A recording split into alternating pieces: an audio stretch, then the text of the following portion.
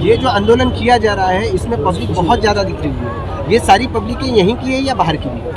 ये यही की पब्लिक है। ये आंदोलन से पहले 2 हफ्ता पहले से श्रमजीवी संगठन ने गांव-गांव में पाड़े-पाड़े में जाके इसकी जनजागृति की है कि ये आंदोलन क्यों किया जा रहा है। ये जो टेम्बा रुग्णालय है, पंडित भीमसेन जोशी रुग्णालय है, उसमें गौर गरीबों का इलाज होता है, अमीरों का इलाज नहीं होता है। इसलिए जो आज आपको यहाँ पे लोग दिख रहे हैं वो आज खुद के पैसे से आए हुए लोग हैं यहाँ पे, उनको किसी ने भाड़े पे इधर लाया हुआ नहीं है। तो ये अपने लिए आए हुए हैं, अपने हक के लिए इधर आए हुए लोग। ये स्थानीय आमदार की मांग पर राज्य सरकार कहीं न कहीं मोहर लगाती है और कई स्थानीय लोग इसका विरोध कर रहे हैं, सामान्य नागरिक भी इसका विरोध कर रहे हैं, फिर भी सरकार क्यों मान रही है इस बात को? अभी तक मुझे ऐसे मेरी जानकारी के हिसाब से स्थानीय आमदार ने प्रस्ताव भेजा है, सरकार ने अभी तक इस पे निर्णय कोई लिया नहीं है। वो निर्णय लेने के पहले ही हम लोग ये विरोध जता रहे कि सरकार ऐसा गलत निर्णय ना ले, जनता की सुने, ना कि इधर के स्थानीय आमदार की। अगर आपकी मांगे पूरी नहीं की गई तो अगला कदम क्या रहेगा आपका? इससे भी प्रखर आंदोलन हम करेंगे। श्रमजीवी संगठन पूरे महाराष्ट्र में जानी जाती है कि श्रमजीवी संगठन जब रास्ते पे उतरती है तो उनकी मांगे पूरे होने पे ही हम लोग घर पे वापस जाते हैं या हम शांत बैठते हैं। तो सरकार को आज हम ये इशारा देना चाहते हैं कि अगर ये मांग पूरी नहीं की गई, और ये मांग कोई राजनीतिक हेतु से नहीं की गई है, ये लोगों के लिए है, गरीब जनता के लिए है। गरीब जनता को सरकार मरने के लिए रास्ते पे नहीं छोड़ सकती है। अगर सबसे पहले किसी की जिम्मेदारी है गरीब जनता के प्रति तो वो सरकार की है, सरकार उनकी पालक है। इसलिए सरकार को ये निर्णय जनता के भले के लिए लेना पड़ेगा। सरकारी रुग्णालय सरकारी ही रखना पड़ेगा, उसके लिए सरकार को हम मजबूर भी करेंगे। इससे आगे प्रखर आंदोलन करना पड़े तो वो भी करेंगे। 1 मार्च को हमारा सरकार के विरोध में बाकी सारे इश्यूज है उसके लिए भी आंदोलन है। उस आंदोलन में भी ये विषय हम प्राधान्य पे लेके सरकार तक ये मांग पहुँचाएंगे। श्रमजीवी संगठन ने कई दिनों से आंदोलन किया, किस तरह का आंदोलन था आपका?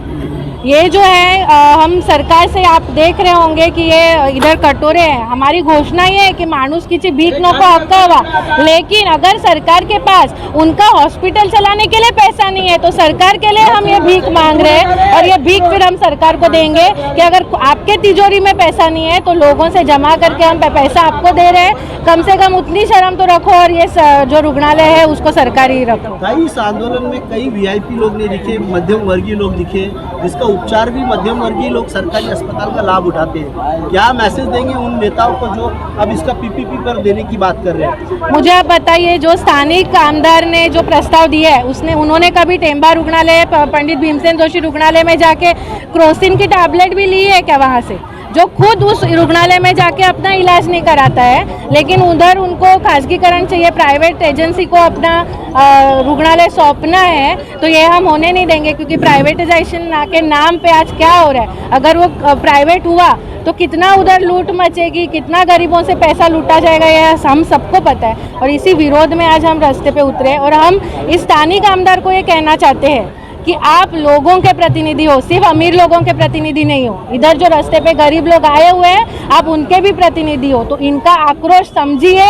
हम आपके वैयक्तिक विरोध में बिल्कुल नहीं है, लेकिन जो आपने निर्णय लिया है उसके विरोध में है। हमारी भावनाओं को समझिए। ये आंदोलन करने की सबसे पहले आपकी वजह क्या है? ये आंदोलन करने की पहले वजह है कि ये शहर में जो नगर पालिका ने हॉस्पिटल बनाया अपने खर्चे से, पड़वड़ता नहीं, इसीलिए हमने शासन को दिया। ये ठहराव भी यही आमदार ने करके दिया कि ये हॉस्पिटल शासन को दो।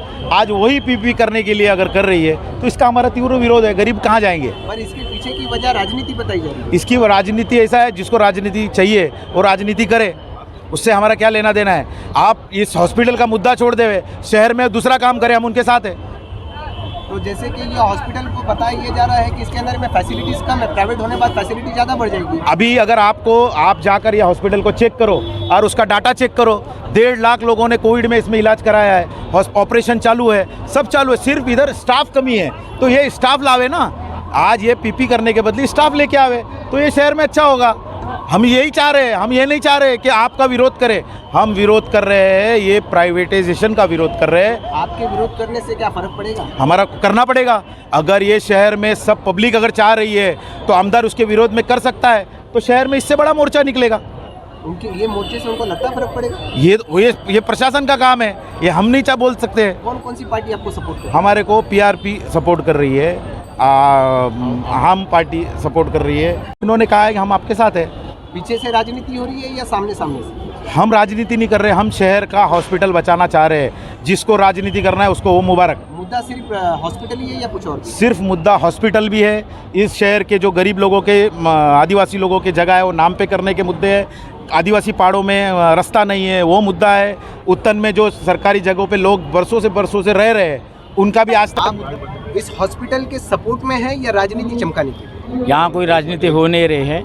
यहाँ हमारे लॉन्ग मार्च प्राइम नेता जोगेंद्र कवाड़ सर जी और हमारे जिलाध्यक्ष अजमत सर पटेल जी, यहाँ सुल्तान पटेल जी श्रमिक संगठन के यहाँ पे दोनों की चर्चा हो गई कि यहाँ आने के बाद में अस्पताल ये जो खासगीकरण किया जा रहा है उसके विरोध में यहाँ मोर्चा रखा गया है। तो हमारे पीपल्स रिपब्लिकन पार्टी के कई कार्यकर्ता इसके अंदर शामिल है पब्लिक के हित के लिए। तो ये जो अगर आप लोग शामिल हैं, सरकार आपकी नहीं सुनती है, आप क्या करेंगे?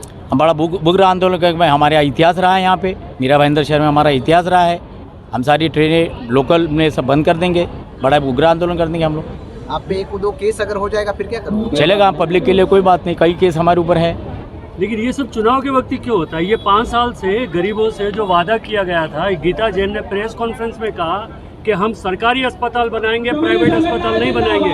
और मीरा भाईंदर का परिदृश्य देख लीजिए, कितनी सरकारी अस्पताल है, 20 लाख की जनता है, एकमात्र भाईंदर में ये अस्पताल है, उसको भी प्राइवेट करने जा रहे हैं। इतने साल तक क्यों आवाज़ नहीं उठी गरीबों की? ऐसा है, गीता जैन ने जो खाली एप्लीकेशन प्रस्ताव भेजा हुआ है, सरकार ने उसको एग्री किया हुआ नहीं है। गीता जी ने जो प्रस्ताव भेजा है अपना यहाँ पे खासगीकरण करने के लिए, लेकिन सरकार ने उस चीज़ को माना नहीं है, अभी तक तो माना नहीं है। इसके आगे अगर सरकार उनके फेवर में चलती है, खासगीकरण के फेवर में चलती है, तो हम लोग उग्र आंदोलन के लिए खड़े हैं, तैयार हैं हम लोग। क्योंकि लगातार हम देख रहे थे सरकारी अस्पताल में न के बराबर व्यवस्था है। लोगों को कुत्ते के काटने के इंजेक्शन नहीं मिलते हैं, उनको सिटी स्कैन की फैसिलिटी नहीं है। 20 लाख इतना बड़ा मनपा का बजट है, उसके बावजूद भी आम जनता को सुविधा नहीं मिलती है। तो लगातार इसके ऊपर कुछ काम होना चाहिए। इसके लिए पब्लिक अभी आने रास्ते पे इसके लिए उतरी है कि सारी सुविधा मिले, पब्लिक की ओर से हम लोग सब आए हैं। तो अब ये इलेक्शन तक शोषा करके बंद हो जाएगा या ये पूरी लड़ाई नहीं, चलता रहेगा जब तक खासगीकरण ये रुकेगा नहीं, जब तक चलता रहेगा, रेगुलर चलता रहेगा। ये मीरा भाईंदर में हम पिछले कई सालों से देख रहे हैं, चुनाव से पहले ये कहा जाता है ये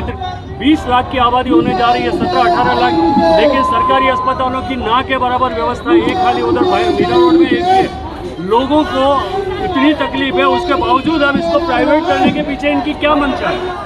सर, इसमें ऐसा है कि ऑलरेडी जो है यहाँ से उपचार के लिए जो मुंबई में जाते हैं और वहाँ मुंबई वाले मीरा भाईंदर के पेशेंट को इलाज करते नहीं हैं।